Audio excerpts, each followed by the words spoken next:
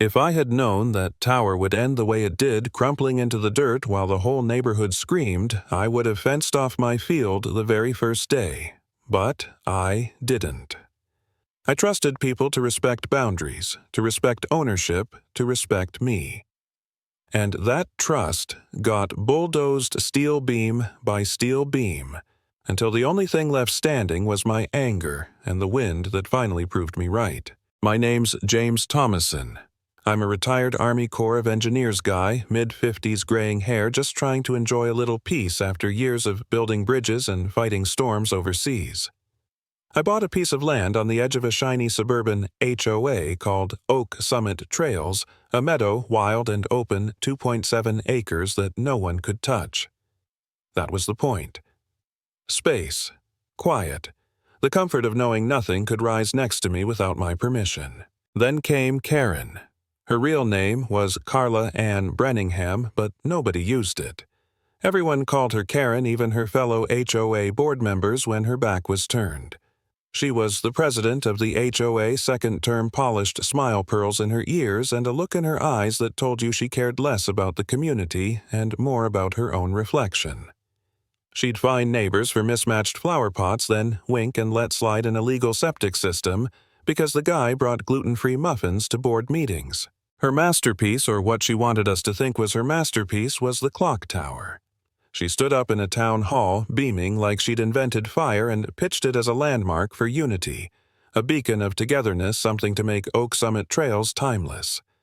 And then she said the words that made my stomach clench. "We'll place it on the West Meadow." People nodded, clapped. But the West Meadow was mine. I stood, raised my voice. That land belongs to me. Karen barely blinked, pasted on that tight little smile, and said, "Mr. Thomason, according to our scenic overlay, it qualifies as a common view area." Scenic overlay, her excuse for trespassing.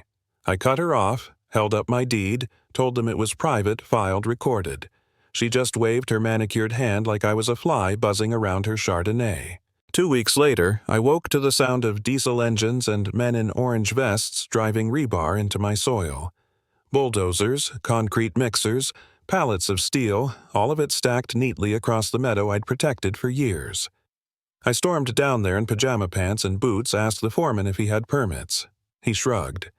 The HOA told us this was community land. I went everywhere. Zoning office, county recorder, sheriff's line, armed with surveys and subdivision plats.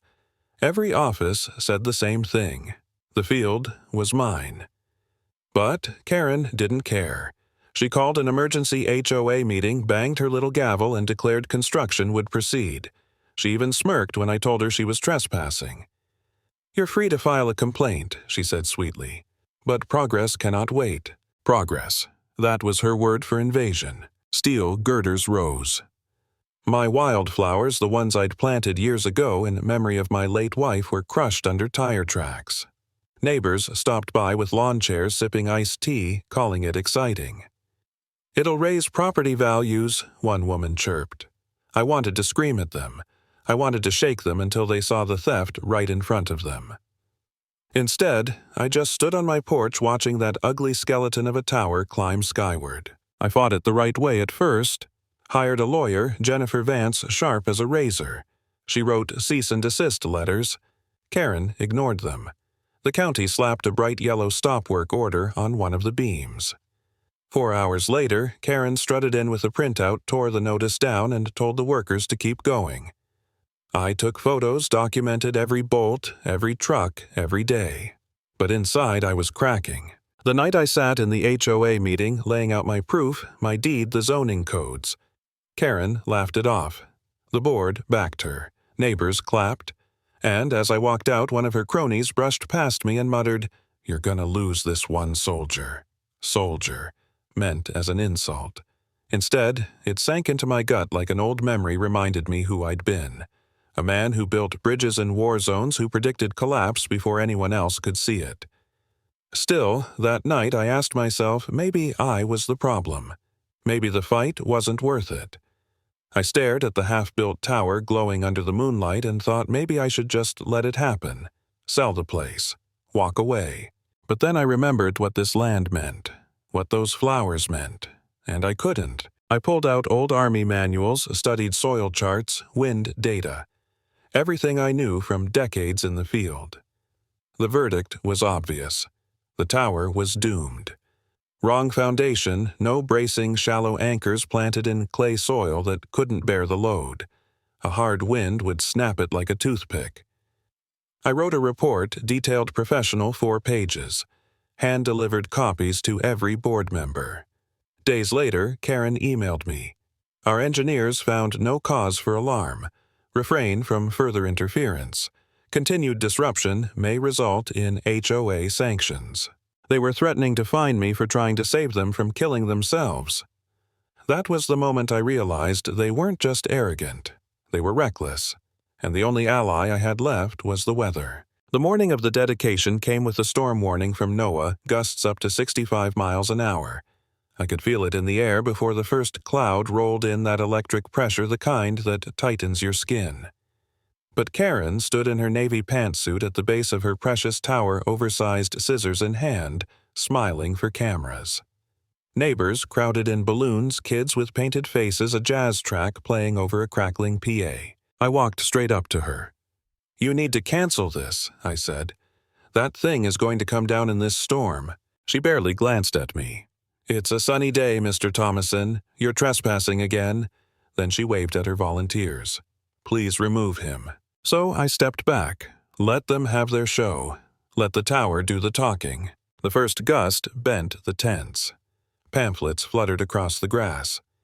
Karen cut the ribbon anyway, smiling wide. I saw the upper frame twitch just a hair, but enough.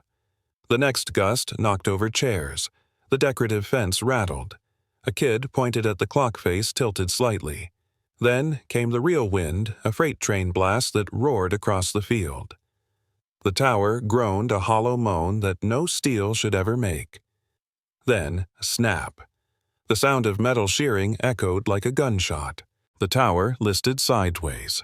People screamed. Karen stumbled off the stage heels, sinking into the grass, her arms flailing. Another crack, another moan, and then it fell. Slow at first, like a giant drunk on his feet, then fast, crashing into the dirt with a thunder that shook the ground. The clock face shattered, fake gold and glass exploding like fireworks. Concrete dust rolled across the field. Chaos. Parents grabbed children. People tripped over folding chairs. Reporters dove behind vans but kept their cameras rolling. And in the center of it, Karen stood coated in gray dust, her blazer-torn mouth opening and closing without a sound. Her monument, her ego, lay twisted and broken behind her. Police arrived, firefighters, city officials. The site was cordoned off, yellow tape flapping in the wind. Injuries were minor scrapes, sprains, but no deaths. A miracle. Or maybe not a miracle.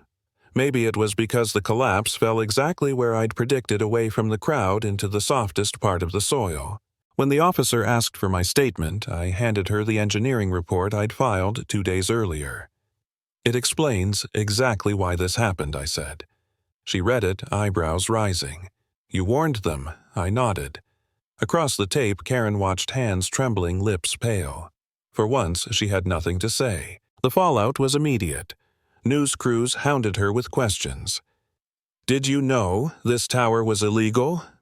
Were you warned about safety issues?" she muttered. No comment voice, thin eyes darting like a cornered animal. By midnight, the HOA board had convened an emergency meeting without her.